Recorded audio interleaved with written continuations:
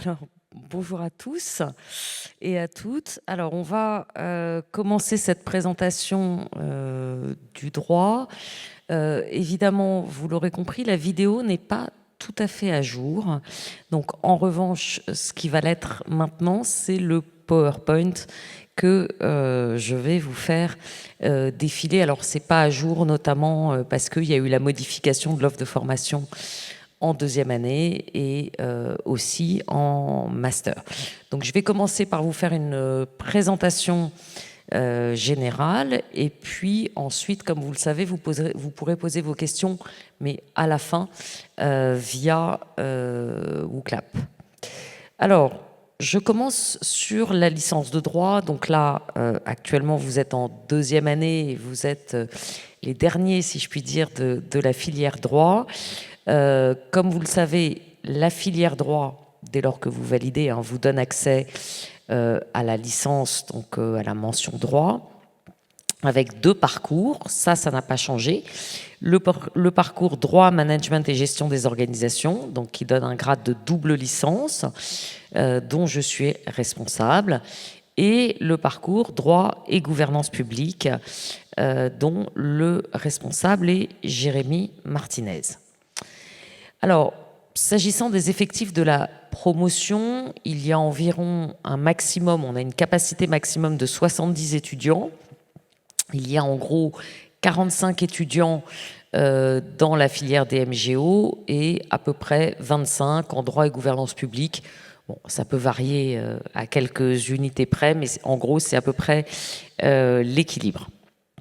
Alors, comme je vous l'avais indiqué, la provenance des étudiants, donc pour l'essentiel, c'est-à-dire, et encore cette année pour vous, les étudiants viennent de LSO avec la filière droit. Donc ça, vous serez la dernière année à faire cette filière droit. Et il faut nécessairement avoir suivi la filière droit à Dauphine pour pouvoir postuler en L3 DMGO, mais mis à part ça, il n'y a pas d'autre exigence. Il faut simplement avoir validé la deuxième année LSO ou et en plus votre filière droit première, deuxième année. À compter de l'année prochaine, l'accès à la licence de droit sera garanti aux étudiants qui viendront du cursus juridique qu'ils auront suivi en première et deuxième année. L'autre volet d'admission important, c'est le CPES. Le CPES, donc, qui est le cycle pluridisciplinaire d'études qui dépend de PSL avec la majeure droit. Alors, la plupart des étudiants du CPES, en réalité, vont en droit et gouvernance publique. C'est, disons, la voie normale pour poursuivre à Dauphine en L3. Néanmoins, pour ceux du CPES qui éventuellement auraient fait une double majeure de droit et d'économie, ils peuvent tout à fait décider d'aller en droit et gouvernance publique, mais ils peuvent aussi candidater, mais sous la forme d'admission extérieure, dans la L3 DMGO. Bon, ce qu'il faut savoir quand même, c'est qu'il s'agisse du parcours DGP ou du parcours DMGO, on a très peu de place pour les admissions extérieures. Ça dépend en réalité de vous.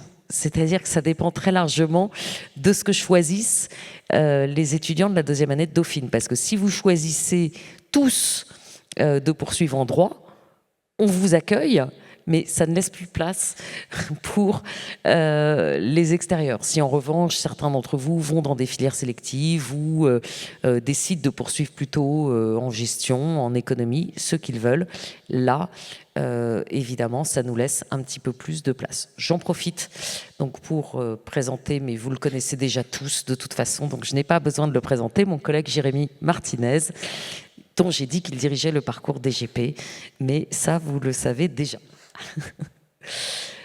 Alors, je continue du coup. Oui. Alors, je continue dans cette licence de droit. Il y a quand même une cohérence globale pour les deux parcours, c'est-à-dire qu'on s'attache quand même à ce que vous soyez dans une filière qui reste dans le prolongement, peu importe d'ailleurs que ce soit le prolongement du CPES ou de Dauphine, une filière d'excellence.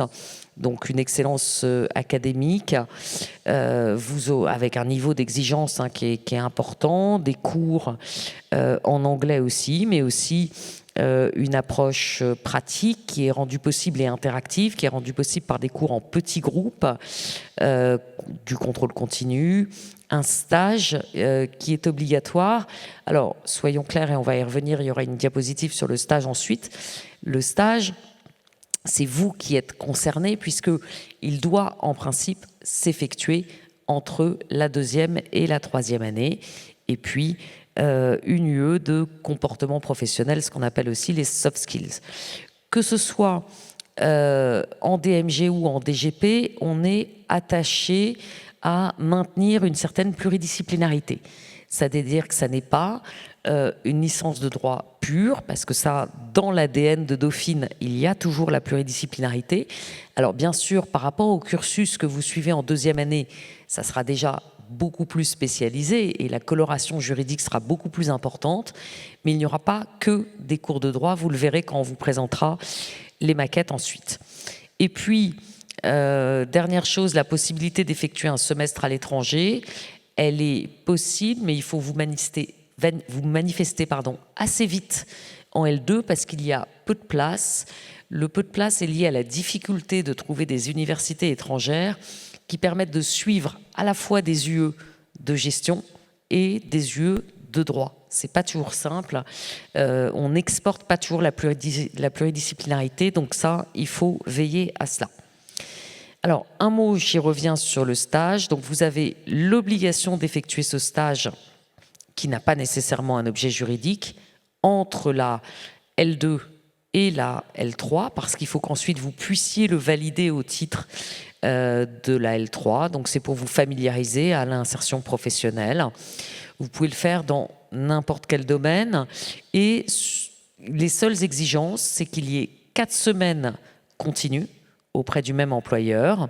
Et on admet, parce que certains doivent, évidemment, et les stages sont rarement rémunérés à ce stade, donc on admet aussi si certains doivent travailler ou trouvent des emplois saisonniers, les contrats de travail à temps complet auprès d'un même employeur pour une période continue de 4 semaines ou à temps partiel pour un équivalent horaire de 4 semaines, c'est-à-dire 120 heures auprès du même employeur. Donc comme je vous le disais, le stage doit être réalisé entre la fin de la L2 et 7 jours avant la date de délibération du premier jury de la L3 qui a lieu en réalité au mois de mai, mais vous n'aurez jamais au cours de la L3 4 semaines consécutives pour effectuer votre stage, d'où l'intérêt de le faire en L2. Je précise toutefois que quand vous allez déposer vos conventions de stage dans l'application de L2, ne vous trompez pas, je suis responsable de la L3, pas de la L2, donc ne m'envoyez pas vos conventions de stage, il faut les adresser en mettre comme enseignant référent. C'est Anne-Sophie d'Allemagne qui dirige la L2 LSO.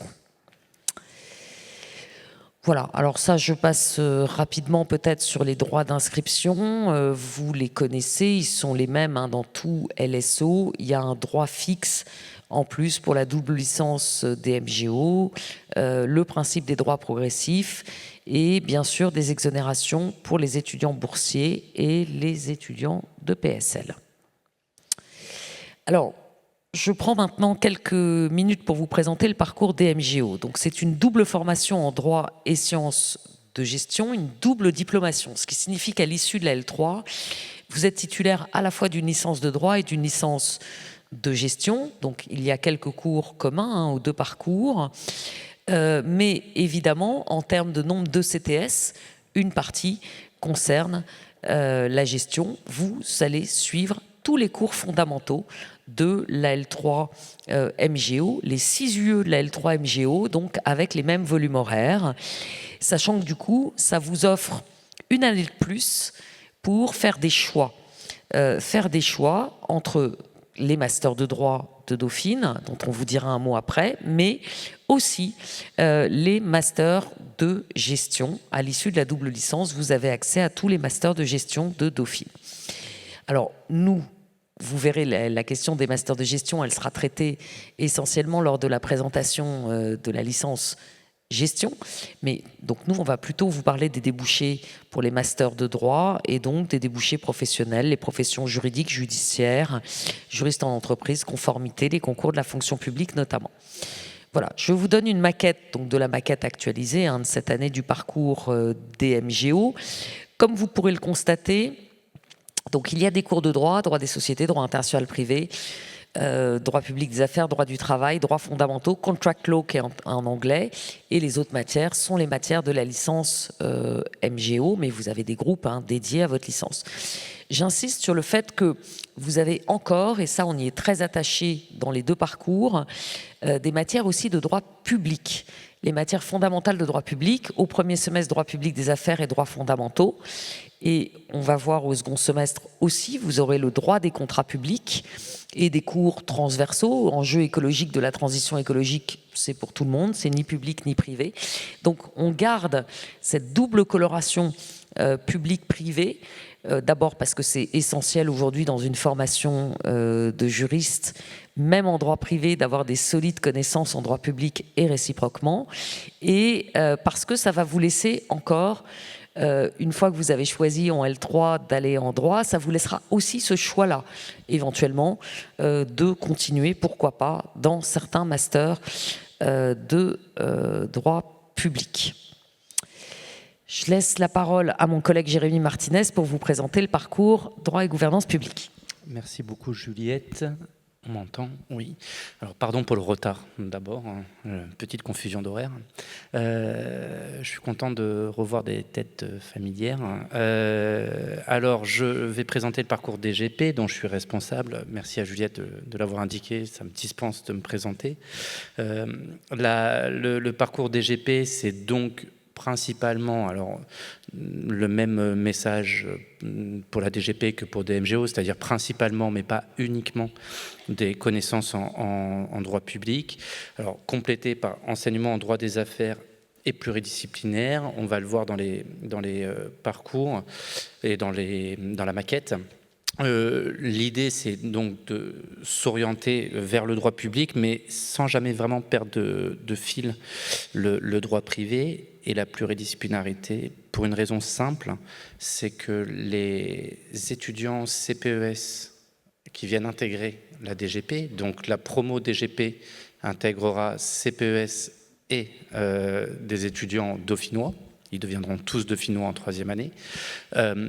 Ces étudiants CPES ont des choix d'orientation assez divers. Et donc, il est tout à fait possible, les orientations l'année dernière le montrent, il est tout à fait possible pour certains étudiants de s'orienter davantage vers d'autres domaines que le droit public, même si, évidemment, la priorité ou l'orientation principale étant le droit public. C'est d'ailleurs pour ça qu'on a, au-delà des matières de droit public, on a quelques cours de droit commun aux deux parcours, et les débouchés donc sont essentiellement en droit public. Je trouve que ce qui est plus parlant sur la slide que vous avez devant vous, c'est les métiers que vous pouvez faire à l'issue du Master 2. Vous voyez bien que consultant dans les ONG, juriste en entreprise, cadre dans le secteur public ou parapublic, ce qui veut dire aussi aux fonctionnaires que vous voyez après la fin de la slide, juriste en autorité de régulation, compliance officer ou encore avocat. Si on peut changer, merci. Dans le parcours DGP, vous avez donc le premier semestre que vous avez sous les yeux. Donc, essentiellement, il y a des matières de droit public, finances publiques, que j'essaye de rendre la moins austère possible, puisque c'est moi qui le donne, procédures administratives contentieuses ou encore droit public des affaires. Mais vous voyez que c'est complété par un cours de droit des sociétés, contract law, protection des droits fondamentaux qui est et droit du travail aussi bien sûr qui est commun, et le protection des droits fondamentaux qui est alors donné aussi en DMGO mais qui est ici un tout petit peu plus substantiel puisqu'on a un volume horaire de 32 heures. Voilà. Et au deuxième semestre, alors vous voyez qu'il y a le choix a été fait de donner un tout petit peu plus de matière, peut-être parfois avec un volume horaire un peu moins important, mais l'idée était de donner le plus d'instruments possible aux étudiants. Et donc, par exemple, cette année, il y aura pour la première fois, d'ailleurs j'en suis ravi, au second semestre du droit fiscal. Donc l'idée est de vraiment donner les instruments, peut-être le bagage le plus dense, en tout cas pour les étudiants, et avec un petit souci ou une petite préoccupation pour des cours effectivement en anglais, comme l'a indiqué Juliette, qui est tout à fait vrai, où on a Comparative Public Law et Law and Economics, et des cours mutualisés, puisque l'idée évidemment de maintenir une bonne pluridisciplinarité au sein du parcours, avec le droit des contrats publics qui est donné à la fois côté DMGO et côté DGP. Je crois que j'ai fini. Ah si, juste peut-être... Ouais, je rajoute juste une toute petite chose justement sur les cours, mais ça concerne DGP comme DMGO, ouais. Contrairement à ce que vous avez entendu dans la vidéo où on parlait d'ateliers de plaidoirie. En fait, on a remplacé ces ateliers de plaidoirie justement par des ateliers de plaidoirie, mais en anglais, ce qui s'appelle Simulation of Case Hearing, donc qui sont des plaidoiries sur des grandes décisions des cours suprêmes anglaises ou américaines à partir de ces décisions-là en anglais, parce qu'on voulait renforcer notamment la pratique orale de l'anglais. Non, tu voulais faire... non, juste une petite précision, parce que juste sur le stage, puisque je le vois sur la maquette, ouais. Effectivement, ça s'appelle expérience professionnelle, vraiment sauf erreur, mais c'est vrai que l'idée aussi de donner la possibilité aux étudiants de faire un job alimentaire, en fait c'est ça dont il s'agit, c'est aussi un moyen de se familiariser avec le monde professionnel, donc ça valide complètement l'expérience professionnelle. Voilà. Voilà, donc vous avez les références pour toute l'offre de formation sur la licence. On va continuer parce que, évidemment, la licence à Dauphine, c'est pas un objectif en soi. Je pense qu'aucun d'entre vous n'a l'intention d'arrêter ses études après la licence. Donc ensuite, qu'est-ce que vous allez faire? En tout cas, qu'est-ce que vous allez faire si vous choisissez de rester à Dauphine? Donc pour les DMGO, vous avez le choix, comme je vous le disais, entre les masters de droit ou les masters de gestion. Alors je ne vais pas vous présenter les masters de gestion puisqu'ils seront présentés dans le prolongement de la licence MGO. Et pour ceux qui sont en droit et gouvernance publique, c'est plutôt les masters de droit aussi. Alors, et c'est là où les choses ont pas mal changé, c'est qu'à Dauphine, désormais, il y a 4 mentions de master en droit. Donc là encore, ce que vous avez entendu dans la vidéo n'est plus tout à fait exact. Ces 4 mentions sont droit des affaires, droit de l'entreprise, droit notarial. Ces 3 premières mentions sont plutôt orientées droit privé. Et ensuite, on a une mention de droit public. Alors, rapidement, parce que je ne sais pas du tout où j'en suis du temps, mais j'imagine qu'il faut que je me dépêche un petit peu. J'ai essayé de vous présenter le plus clairement possible ces 4 mentions. Alors la première mention, c'est la mention droit des affaires. L'expérience prouve, c'est quand même plus ou moins l'héritière de l'ancienne mention, l'ancien master droit des affaires et fiscalité. Et ça ne veut pas dire que c'est une fatalité, mais enfin la plupart des étudiants qui sortent de DMGO, une immense majorité, décident de poursuivre le droit à Dauphine dans cette mention droit des affaires, où vous voyez qu'il y a 2 Master 1. Quand il y a marqué FI, c'est en formation initiale, et FA, c'est en apprentissage.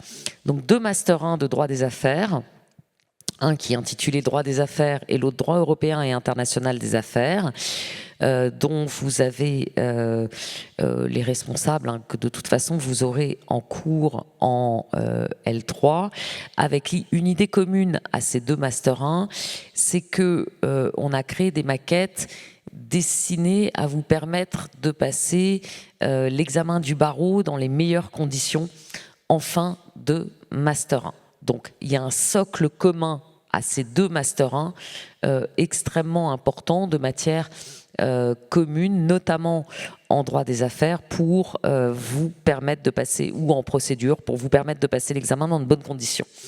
Ensuite, dans cette mention droit des affaires, il y a actuellement 7 mentions, mais en réalité, tous ces parcours de Master 2 ne sont pas pour tous les étudiants qui viennent du M1. En réalité, la plupart des étudiants qui sont en Master 1 se destinent pour l'essentiel, mais pas tous, à 3 masters: droit des affaires, fiscalité de l'entreprise et droit européen et international des affaires. Il est tout à fait possible aussi de suivre le droit des assurances, qui est l'IAP, et qui est un master qui est pour l'essentiel en apprentissage, mais pas en totalité.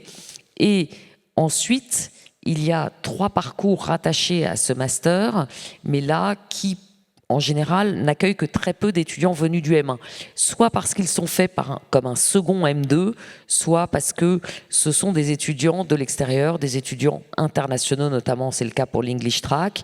Ingénierie juridique et fiscale du dirigeant, c'est déjà très spécialisé, c'est un excellent master mais très spécialisé, donc souvent que les étudiants font dans un second temps, en second M2, après un M2 plus généraliste. Et enfin, administration, gouvernance et droit fiscal, ça n'est jamais destiné à nos étudiants, c'est plutôt destiné à des étudiants étrangers, fonctionnaires dans des pays étrangers qui veulent suivre une formation en fiscalité. Donc, il fait partie de cette mention, mais en réalité, il ne s'inscrit pas dans le prolongement du Master 1. Ensuite, vous avez une deuxième mention qui est la mention droit de l'entreprise, avec un Master 1 donc, qui porte le même nom, de droit de l'entreprise, alors qui est plutôt destiné à des étudiants qui poursuivent aussi en droit des affaires, mais alors plutôt dans la perspective, comme son nom l'indique, de travailler comme juriste d'entreprise, et qui donne lieu ensuite à 2 parcours de Master 2, soit juriste financier, soit en formation initiale, soit en apprentissage, soit droit et responsabilité sociétale des entreprises. Et dans les 2 cas, ce sont plutôt des parcours destinés à travailler dans des entreprises, alors dans des secteurs différents, hein, ça peut être en conformité, ça peut être dans des services juridiques, mais c'est l'objet et le débouché naturel de ces formations, même si les choses ne sont jamais complètement figées. Alors, dernier master, et c'est pareil, c'est difficile, on est dans un tube de plus en plus restreint, si je puis dire. Ça ne veut pas dire que ce n'est pas une formation de très grande qualité et élitiste, mais c'est un master droit notarial. Il y a une mention spécifique en droit notarial, tout simplement parce que c'est une exigence réglementaire, hein. Il faut une double habilitation pour bénéficier d'un master notarial, à la fois du ministère de la Justice et du ministère de l'Enseignement supérieur, et ça exige une mention à part. Donc là, il y a, si je puis dire, un cilindrage parfait entre le M1 et le M2 de droit notarial. Donc si vous voulez vous destiner au métier du notariat, voilà, c'est une formation complète que vous avez en la matière. Et puis je vais peut-être laisser présenter le master droit public par Jérémy Martinez. Merci beaucoup. Alors oui, en droit public, on a... Alors peut-être que je vais... Oui, on n'a qu'un Master 1 droit public. Et ce qui est intéressant, c'est les Master 2 vers lesquels il amène. Il y a 3 pôles vers lesquels le Master 1 dirige. Le premier, qui est le droit et régulation des marchés, qui est en gros le Master 2 droit des affaires, de la régulation, qui fait d'ailleurs autant de droit privé que de droit public pour le coup, et qui est spécialisé donc sur la régulation. Alors c'est pour soit travailler en autorité de régulation, soit dans l'avocature, parfois dans les grandes entreprises en tant que compliance officer. C'est pour ça qu'il y avait la liste des métiers tout à l'heure. C'est typiquement vers ce type de métier que dirige ce Master 2. Vous avez le deuxième, qui est le droit du plaidoyer et des affaires publiques, qui est lui davantage un master de communication publique ou de relations publiques, qui vise à être consultant pour des ONG ou des institutions publiques. Mais vous voyez bien qu'on est dans un cadre plus de master affaires publiques, mais au sens institutionnel, si vous voulez, affaires institutionnelles. Et vous avez, entre le pôle institutionnel et le pôle droit des affaires, vous avez un troisième master 2, qui est le droit et gestion publique, qui est lui le master de droit public, qui a une particularité, je pense que je le dis maintenant, parce que ça va pas être précis après, il y a une particularité, c'est qu'il est en partenariat avec l'INSP, qui est donc l'ENA, qui est le nouvel ENA. Donc beaucoup de cours sont organisés à l'INSP, et qui le champ qui prépare à la fois pour avocat en droit public et pour travailler en administration, soit consultant juridique, soit passer des concours administratifs. Dernière précision, parce que je crois que le temps presse, Tous ces masters sont en formation initiale et en apprentissage. Il y a une formation continue qui est pour le master de gestion publique, mais ça vous intéresse moins. Voilà. Et si vous avez des vocations tardives en droit public, c'est-à-dire après la licence des MGO, alors évidemment, c'est sur dossier et sur motivation, mais il est tout à fait possible. Tous les ans, il y a 1, 2 ou 3 étudiants, enfin plusieurs étudiants venus de la double licence des MGO qui postulent au master de droit public, et c'est tout à fait possible. Je veux préciser un élément que je n'ai pas précisé, c'est pour ces Master 2, sur Internet, il y a des fiches synthétiques d'une page de chaque Master 2 qui sont bien faites. Pour le droit et régulation des marchés, c'est le Master 291 que vous trouvez facilement sur Dauphine. Ah, alors on me dit que les numéros ont changé. Alors peut-être, tapez sur Google juste fiche et le titre du Master que vous avez et vous tomberez tout de suite dessus. C'est un document PDF d'une page. Et c'est très clair, et au moins vous avez même tous les cours qu'on fait à l'intérieur. Ça vaut pour tous les masters de droit, de toute façon. Oui. Il y a une communication tout à fait, t'as raison. pour tous les masters de droit, les M1, les M2. Vous avez le programme complet de ces masters en ligne sur le site de Dauphine. Voilà. Ah, je sais pas. Je crois que le PowerPoint est terminé, donc maintenant on va vous laisser le temps de poser des questions, et ça arrive tout de suite. Alors, est-ce que si l'année prochaine je choisis la double licence des MGO, je peux tout de même intégrer un master en économie appliquée comme affaires internationales et développement? Si oui, est-ce qu'il y a 90% qu'on soit accepté ou la chance d'être accepté vraiment infime? Alors, je crois que c'est quand même une question qu'il faut poser aux responsables des masters en économie. C'est possible, il y en a tous les ans. Ce qu'il y a, c'est que cette année encore, c'est-à-dire que vous êtes dans la filière droit et vous avez en même temps tous les cours LSO, le risque, c'est quand même qu'en économie, par définition, puisque si vous faites la L3 des MGO, vous n'aurez pas certains cours d'économie, et que, en tout cas, ça n'est pas automatique, ça sera sur dossier, sur motivation. Je sais, et ça c'est à titre personnel, que tous les ans, depuis des années, je fais partie par exemple des sélections du Master 212, du Master Affaires internationales, qui n'est donc pas un master juridique, mais il y a des étudiants qui ont une formation, pas que juridique, double formation de droit et d'économie ou de droit et gestion, qui intègrent ce master. Mais ça, c'est vraiment des questions à poser aux responsables des masters concernés. Alors, est-ce qu'il est possible, après une L3 DMGO, de faire un master de droit privé ou de droit pénal en intégrant une autre faculté? Oui, je vous le confirme, c'est tout à fait possible, et c'est le cas tous les ans. Parce que vous savez, en droit, nous sommes petits et nous n'avons qu'un choix, même s'il est déjà important, mais un choix limité de master. Et on peut très bien comprendre que vous souhaitiez faire d'autres spécialités en droit proposées par d'autres universités. Et tous les ans, il y a des étudiants, effectivement, qui choisissent d'autres spécialités, notamment des masters de droit pénal à l'extérieur de Dauphine. Il y en a à Paris 1, à Paris 2 ou ailleurs, à Nanterre, etc., qui sont régulièrement pris dans ces masters. Ah. Oui, plutôt que des MGO, oui. Le fonction publique, j'ai été perturbé par le C et le QE. Ah oui, il faut que je lise la question, pardon, parce que vous ne voyez pas.